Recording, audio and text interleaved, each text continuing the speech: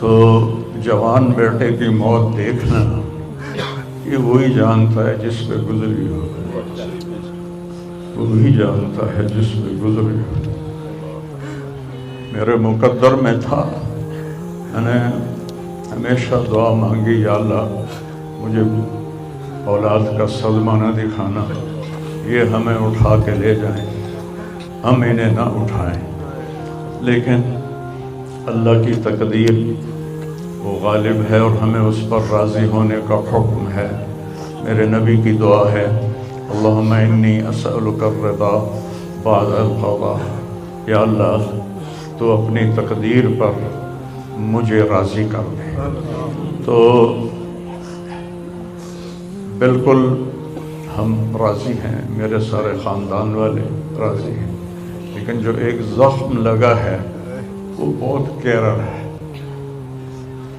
وہ اتنی جلدی بھرے گا نہیں۔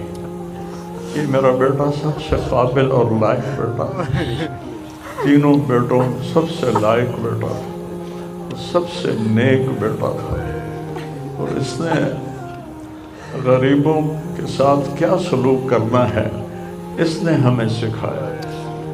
غریبوں کے اس نے دل خرید لیے تھے، ان کے ساتھ بیٹھ کے کھانا کھاتا تھا، ان کو اپنی قیمتی گاڑی میں بٹھاتا تھا۔ جو لوگ اپنی گاڑی کے قریب کسی کو نہ گزرنے دیں، وہ ان کو انہی گندے کپڑوں کے ساتھ، یہاں ایک پاگل رہتا ہے، وہ میلے کچیلے گندے کپڑے پیشاب بیچ میں کیا ہوا اس کو اٹھا کے اور اپنی گاڑی میں بٹھاتا تھا۔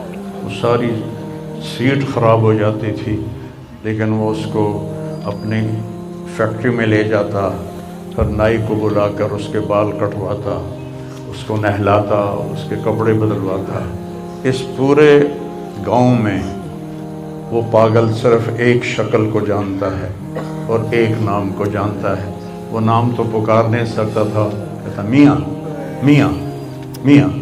یہ صرف ایک اس عاصم جمیل کو وہ جانتا ہے، جو آج ہم سے رخصت ہو گیا، اور یہاں ہم بے بس ہیں اور اللہ کی تقدیر پر ہم راضی ہیں۔ اور السعید من وعظ بغیرہ، موت سے اپنی موت کو یاد کرنا چاہیے کہ ایک دن میرے اوپر بھی یہ آئے گا اور میرا بھی سانس نکلے گا اور زندگی کا دھاگا ٹوٹے گا۔ یہ اس بچے نے وہ کام کیا علاقے میں جس کو میں اپنی تعریف نہ ہو جائے، یہ اللہ کی امانت تھی، اللہ نے اس کو اپنے پاس بلایا، لیکن بہت کم والدین کو ایسی اولاد ملتی ہے، بہت کم والدین کو ایسی اولاد ملتی ہے، اور اسی جوانی میں اللہ نے بلا لیا۔ میں راضی ہوں، میرا سارا خاندان بھی راضی ہے، لیکن یہ رونا تو میرے بس میں نہیں۔ اللہ اولاد کے صدمے سے سب کو بچائے، اللہ اولاد کے صدمے سے سب کو بچائے۔ تو چھوٹے چھوٹے غم کے قابل نہیں ہے، میرے اوپر تو بہت بڑا غم ہے۔ میں اللہ کا شکر گزار ہوں، اور یہ سارا مجمع دیکھ کے مجھے حوصلہ ہو گیا ہے کہ میرا بیٹا واقعی بہت نیک تھا، جس کے لیے اتنا مجمع اس کے لیے دعا کرنے آیا ہے۔ 40 آدمی جنازے میں ہوں اور میت کے لیے دعا کریں تو میرے نبی نے فرمایا اس کی بخشش ہو جاتی ہے۔ اور یہ تو ماشاءاللہ ہزاروں گنتی سے بھی باہر مجمع کھڑا ہوا ہے۔ میں آپ سب کا شکر گزار ہوں، اور میرے بھائی اس دن کی تیاری کر کے مرنا چاہیے۔ اگر اللہ راضی ہے تو اللہ کی قسم موت سے خوبصورت کوئی پیغام نہیں، موت سے خوبصورت کوئی پیغام نہیں، اور اگر اللہ ناراض ہے تو موت سے خوفناک کوئی پیغام نہیں ہے۔ اور یہ میرا بچہ یہ اللہ کی محبت میں ایسے تڑپتا تھا جیسے کسی کو کوئی زخم ہو جائے اور وہ تڑپتا ہے۔ اور ہم اللہ کو جانتے ہیں، مانتے ہیں، ہمارے احساس میں اللہ کا تعلق شامل نہیں، ہم عقلی طور پر مانتے ہیں۔ میری 52 سال زندگی اللہ کے راستے میں نیک لوگ، اولیاء کرام، علماء کرام کے ساتھ گزری۔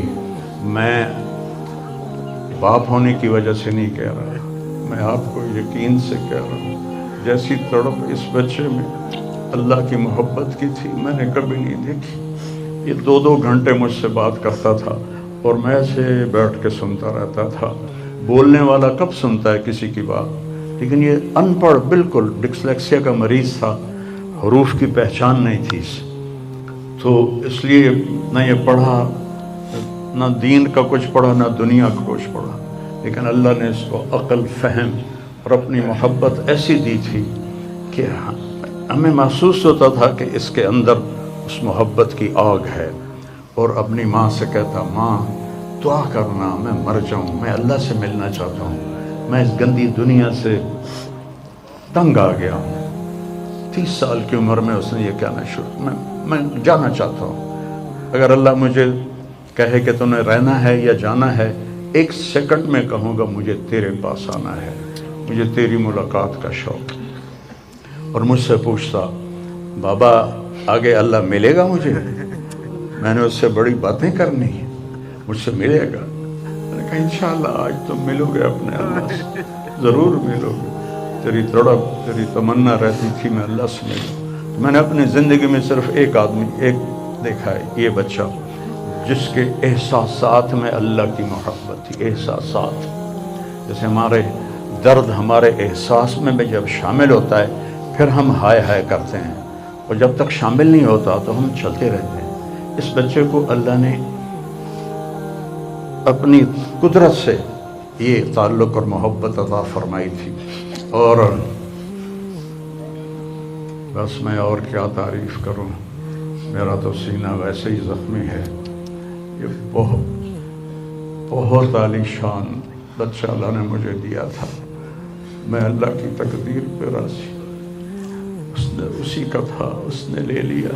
بھائیو، موت سے پہلے مرنے کی تیاری کر لو، آپس کی لڑائیاں چھوڑ دو، آپس کے جھگڑے چھوڑ دو، آپس کی نفرتیں چھوڑ دو۔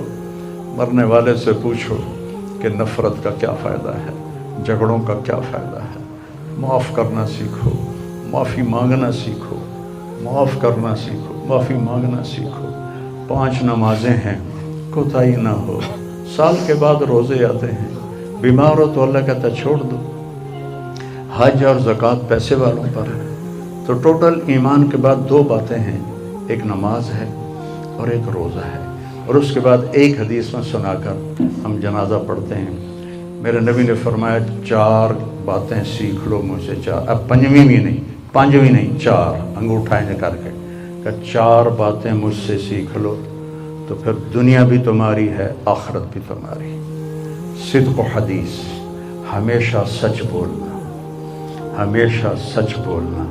آج نیت کرتے ہو؟ حفظ و امانت، کسی کو دھوکہ نہ دینا، کسی کے ساتھ 2 نمبری نہ کرنا، کسی کو اپنے مفاد اور پیسے کے لیے، اپنے منصب کے لیے اس کے ساتھ دھوکے بازی نہ کرنا۔ تیسری بات، حسن و خلیقت، اپنے اخلاق اچھے رکھنا، گالی، غیبت، الزام تراشیاں، جھگڑے، یہ چھوڑ کے اچھے اخلاق والے بن جاؤ۔ اور چوتھی بات فرمایا، عفت فی طعمت، رزق حلال کماؤ۔ اب سارے مجمع سے میری اپیل ہے، آج کے بعد نماز پکی کرنی ہے اور سچ بولنا ہے اور کسی کو دھوکہ نہیں دینا اور اپنے اخلاق اچھے کرنے ہیں، کسی کو گالی نہیں دینی، کسی کو بے عزت نہیں کرنا، اور رزق حلال کمانا ہے۔ تو انشاءاللہ میرے نبی کا وعدہ ہے، دنیا بھی تمہاری ہے، آخرت بھی تمہاری ہے۔ آؤ ہم اپنے بیٹے کو رخصت کریں۔ کبیر میں